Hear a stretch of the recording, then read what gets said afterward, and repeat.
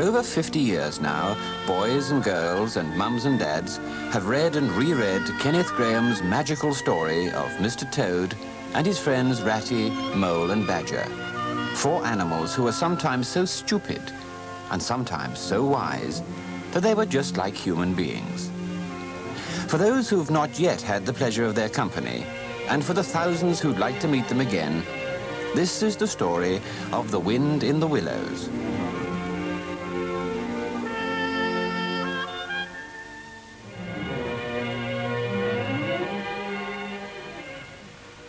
Never in his whole life had Toad laughed so much as at the sight of the canal barge stuck fast and the bargewoman jumping up and down in fury.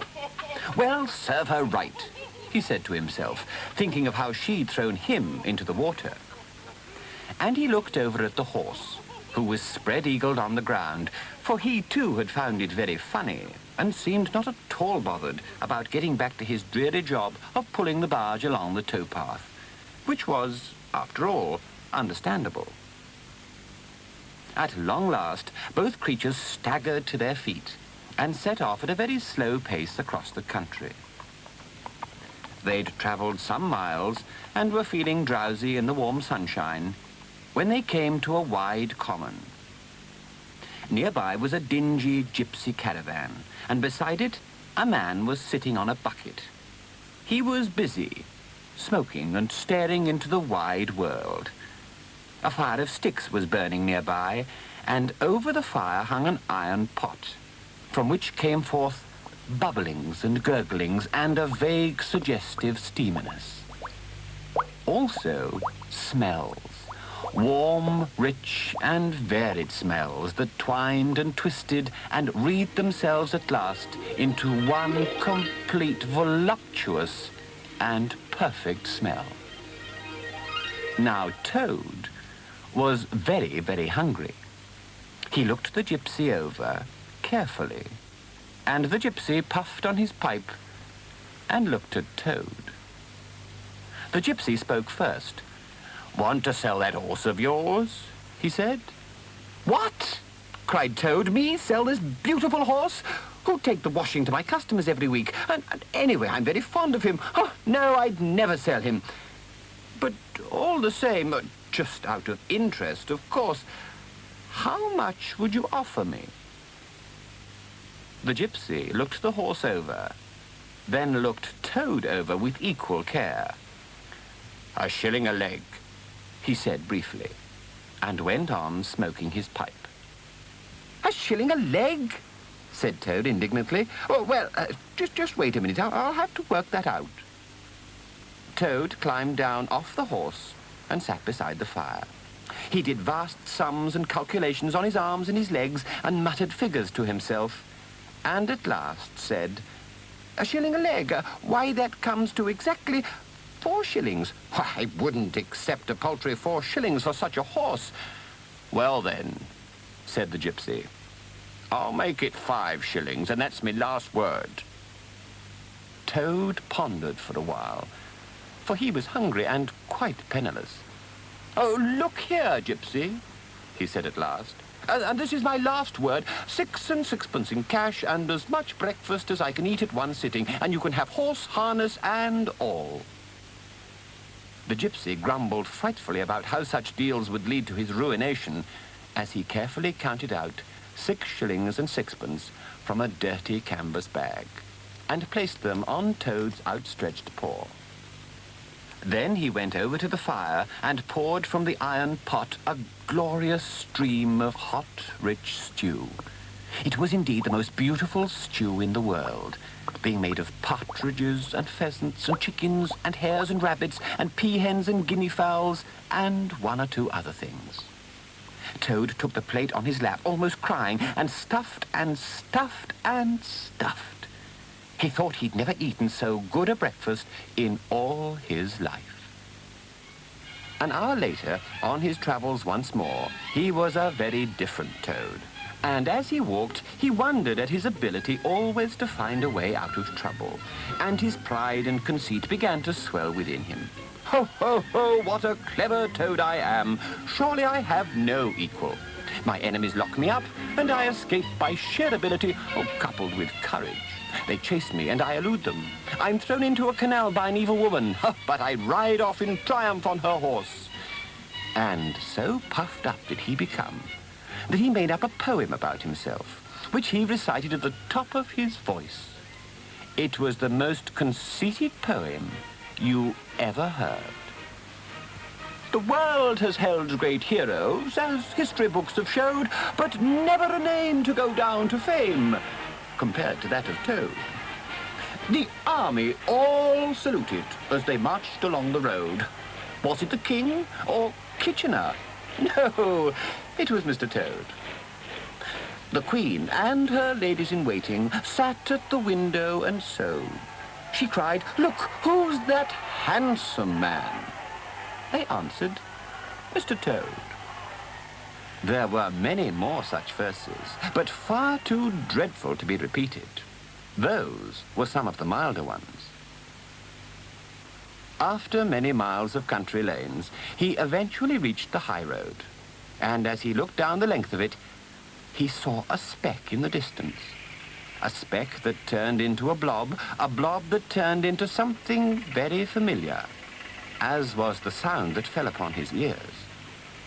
"This is something like," said the excited Toad. "I will hail my brothers of the wheel, pitch 'em a bit of a yarn, and they'll give me a lift. Might even be driven up to Toad Hall.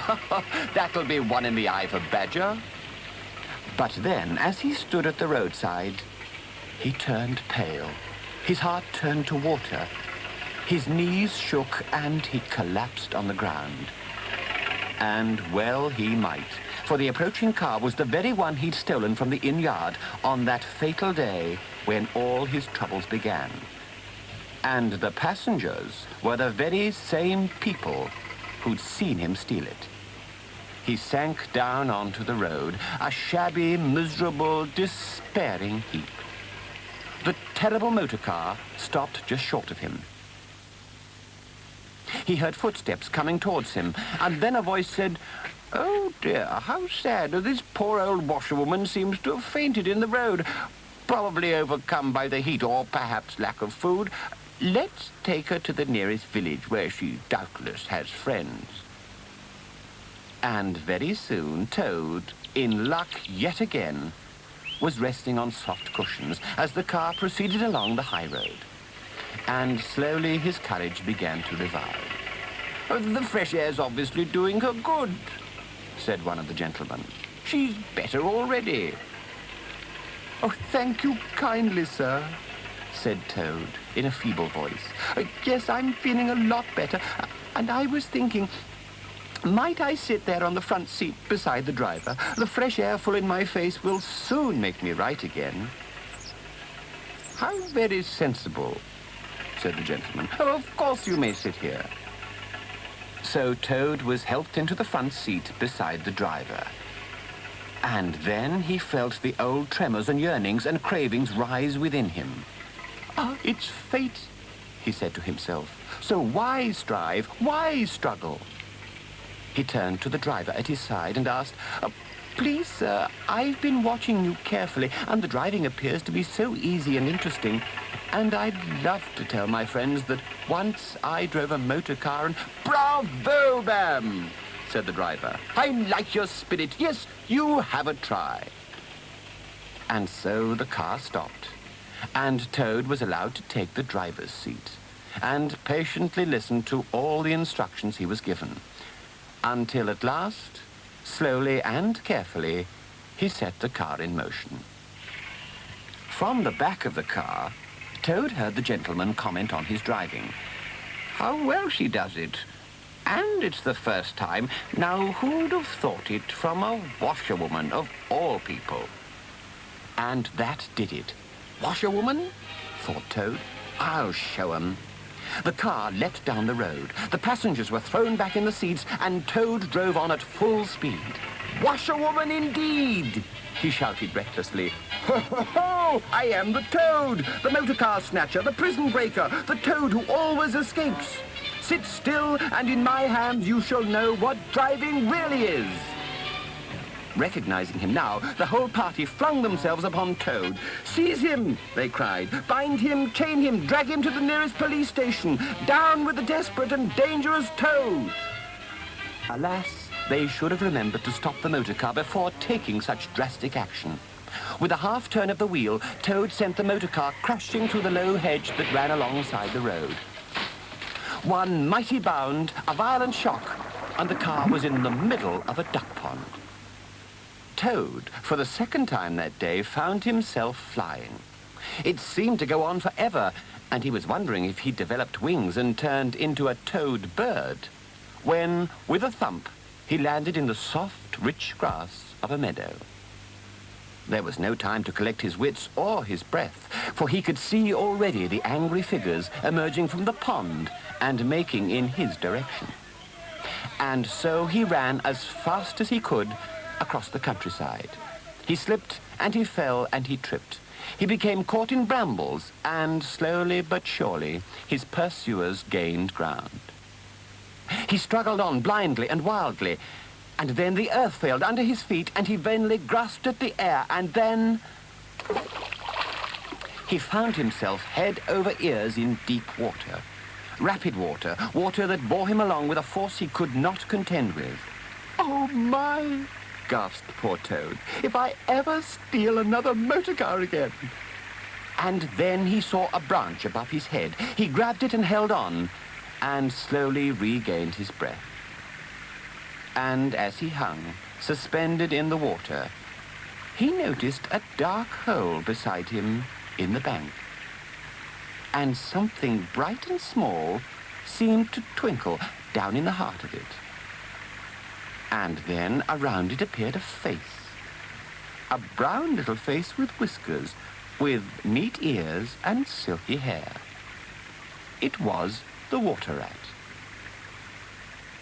So at last, Toad had arrived back on the river bank. But he'd yet to hear what had happened in his absence, and above all, of the terrible goings-on at Toad Hall.